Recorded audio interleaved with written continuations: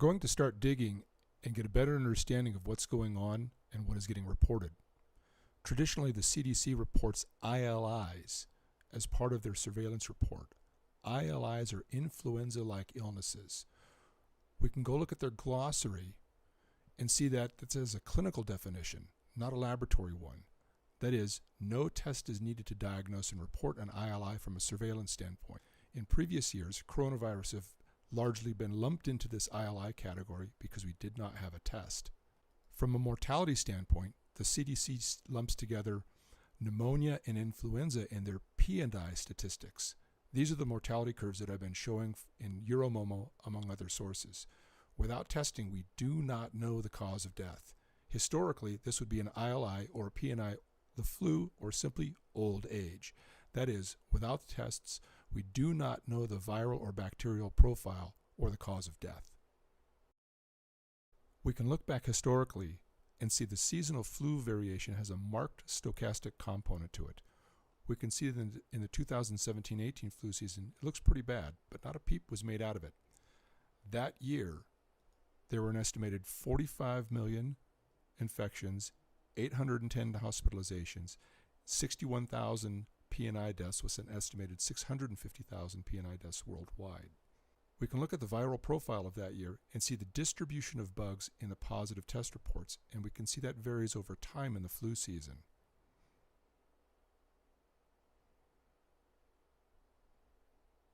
Looking at this year, we see a similar pattern with the distribution of bugs over the season. That is, different seasons have different distributions of bugs, and even that varies over time. What we don't see is coronavirus, as it is not technically an influenza virus. From our earlier post, we saw that there was a distribution of bugs that varied from year to year, and that distribution varied even within a single season. The CDC has historical data going back over 20 years tracking influenza viruses, so that's where we'll start. But first, we need to look at the taxonomy of the distribution. The two broadest groups that are tracked are influenza A and influenza B. I don't pretend to understand the distinctions between the subtypes, lineages, clades, and subclades, but it's clear that even among these two types of A and B, there is a distribution within the distribution and further distributions under that. Looking back at the 1997 to 1998 season, we note that nearly all of the positive test results were influenza A, with about 3/4 of the 13,000 positive tests of influenza A not being subtyped in yellow, and about 1/4 being subtyped as H3 in red, a handful of unspecified influenza B in green, and 6 of the 13,000 positive tests being influenza A H1 in blue. It's too small to see. It is important to note in the 1997-1998 season, there were no positive results for H1N1 or swine flu, nor were there any positive test results for influenza B, Victoria lineage, or Yamagata lineage. Fast forward a decade later to the 2007-2008 flu season, the one just before swine flu, and we see a massive increase in testing and positive test results with over 40,000 positive test results, triple that of just a decade earlier. We also note that the proportions of positive test results has changed, with influenza B, still no lineages, moving from less than 1% a decade earlier to about 1/4 of the positive tests now. What does that mean? Alongside these cumulative positive test results, we see the temporal pattern of test-seeking behavior that, as expected, matches the flu season. Embedded in that graphic as well, we can see the changing distribution of bugs in the test-positive stream, with H1 in blue seeming to start a little earlier in the flu season, and influenza B in green picking up a head of steam somewhere around the middle and finishing out the tail of the distribution. So in the 10 years between 1997 and 2007, if we looked at the huge jump in positive test results, we might easily conclude that there was a massive increase in flu. Or did we see a massive increase in testing into the nearly endless reservoir of test-positive patients? It is important to note that there are still only 4 bugs identified on a list of 8 or 9, depending on how you want to look at it. As well, the dominant category of bugs is still influenza A in yellow with no subtyping performed. There is no H1N1 or swine flu, and there are no bugs here in teal that they were unable to subtype. This is the year before the swine flu pandemic. Let's look at 2008, 2009, the year of the swine flu, where things are really going to get interesting.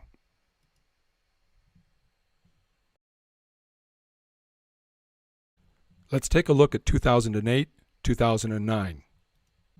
We're going to switch from a cumulative view to a running 3-week view so we can observe the stream of testing as we progress through the flu season. Here we are, 11 years ago to the day as noted, with these gray bars at the end of the flu season, and there is no swine flu.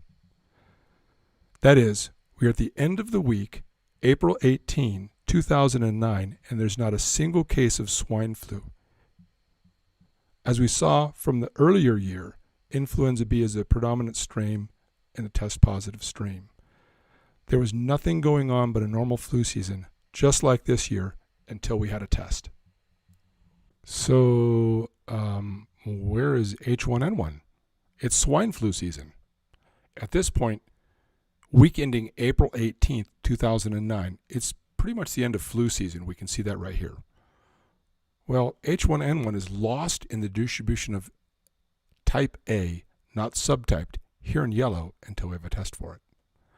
We can see here the huge orange bars spanning spring and summer months, but we're getting ahead of ourselves. It's the end of April, and flu season is over. Or is it? Enter the flu chip. Or any one of another jillion tests. It doesn't matter. Or maybe it does. The flu chip is a low-density DNA microarray for the identification of influenza viruses. The project was funded in 2003 by the National Institute of Allergy and Infectious Diseases. Let's check that out. The NIAID is one of 27 institutes and centers that make up the NIH. I wonder who runs that. When did the H1N1 epidemic start again? Well, it was after flu season. End of April, beginning of May. When did they license that flu chip? Press release, April 28th, 2009. When I began doing this homework, I thought, well, it's just testing and artifacts, and clinicians do not understand tests and testing. I'm not so sure of that anymore. Let's look at the H1N1 pandemic through the lens of tests and testing. We see the end of a normal, perhaps even quiet flu season, and the introduction of a new test at the end of the flu season that purportedly discovers a new bug from our earlier post. Fauci and the rest of the crowd are on TV stirring up hysteria about this new bug that we fortunately have just developed a test for. We see this go from 0 cases at week 18 to 14 cases the following week to thousands of cases for weeks on end. And people are spinning out of control as there's a constant onslaught of news on TV and the internet about the swine flu and comparisons to 1918. This drives mass hysteria, which drives even more testing. Keep in mind, this is spring and summer. It's not even flu season. Anyone can go back and look at the headlines from those times, as the internet is forever. The U.S. prepares for possible swine flu epidemic as global cases rise. Flu has the U.S. surgical mask producers scrambling. A new pandemic, fear, shortage of surgical masks. We've heard these things before. This is from May of 2009. The same kind of hysteria went on with SARS in 2003. While we look at this bra mask from the 2003 SARS panicdemic, it's not any different from the tablecloth bandana and other ridiculous things being suggested today. Over the pond, the same thing is happening in the UK. We see the normal statistical variation of flu seasons in blue and the matching cyclical pattern of flu season deaths in yellow going back 15 years. This is 2004. And then there's this weird spike right here, the tallest spike being over 3 times all of the previous years. What is that? It is the freakout spike of patients going in to get tested for the H1N1 virus in spring and summer. The testing created and drove the hysteria and drove the test-seeking behavior, as there was absolutely no corresponding mortality. In fact, if we look at mortality, it's at one of the lowest times in the past 15 years. What actually happened? Nothing. Nobody died. There were about 600 deaths attributed to H1 and N1 for the 5-month observation period from April to August, over which about 15,000 people died in car wrecks, another 15,000 from suicide, 5,000 from opioids. This is from a decade ago. Worldometer estimates there were 350,000 worldwide suicides so far this year. The list goes on and on. The CDC discontinued reporting of individual confirmed and probable cases of H1N1, and it is now part of the seasonal distribution of ILI bugs and continues to circulate seasonally. This is not updated from 2009. The other thing that happened is the CDC released a 2009 H1N1 pandemic timeline. We see in that timeline the recommendations to close schools, and a host of other recommendations came out, which were largely ignored. So importantly, while they certainly tried, we did not have the hysterical government reaction and draconian measures that have essentially cured the disease by killing the patient. What really happened? If we weren't looking at a rise in cases, what were we looking at? What happened is directly pictured in this graph. We saw a rise in cases that was directly related to the rise in testing, which was directly related to the availability in testing. H1N1 did not go from 0 to 14 to 1,000 to thousands of people across the country in a matter of weeks, but the shipments of test kits certainly can. The evidence for that is directly in the testing. Influenza B in green, H3 in red, H1 in dark blue, unable to subtype in teal. Not a peep was made about those. All of these went up simply because we increased testing. So everyone seems to be looking at these curves and seeing this rise in positive cases that was particularly frightening early on. And there's a reason we spent time with H1N1 is to learn to understand this. These curves, like we see at this Johns Hopkins website for coronavirus, these curves are a function of at least two things. On one end, the actual increase in cases in the presence of infinite testing capacity and infinite testing rate. The second thing, as we saw with H1N1, is they're a function of the availability of the tests. Let's take a closer look at this cumulative graph that looks particularly frightening and seems to be driving decision-making. It seems to be the only driver for decision-making. So there are essentially no cases in January, like week 14 of the H1N1 pandemic, as there really isn't a deployable test at this time. Positive cases start to pick up in February. Let's take a look at the daily caseload. We're dinking along with only a handful of cases because, well, we only have a handful of tests. Europe's a few weeks ahead of us, not in the disease, which is already well entrenched in the population, just like it was with H1N1, but ahead in the testing because it got shipments of tests from WHO. Then we get this bump right here in February. What's that? The CDC ships out a bunch of tests to domestic and international laboratories on February 6th. The labs get the tests, then the positive test results then show up as a jump in positive cases, and that could easily be misinterpreted as the disease is spreading, when in fact it's just the test that's spreading. Then the available pool of tests dries out, and the finger pointing begins about not having enough tests. So the spike of positive test results that were a direct result of the bolus of test kits that the CDC sent, that testing spike returns to baseline, and companies rush to produce test kits which are supposed to have regulatory approval. No problem, we'll relax the regulations and make on tests and make millions. Medicine spools up for testing, And within weeks, those tests start to ship, and we begin testing into the essentially infinite pool of test-positive patients, just like H1N1. As we test more and more rapidly, it looks like the flu is spreading like wildfire through March, when all that is happening is we're getting faster at testing.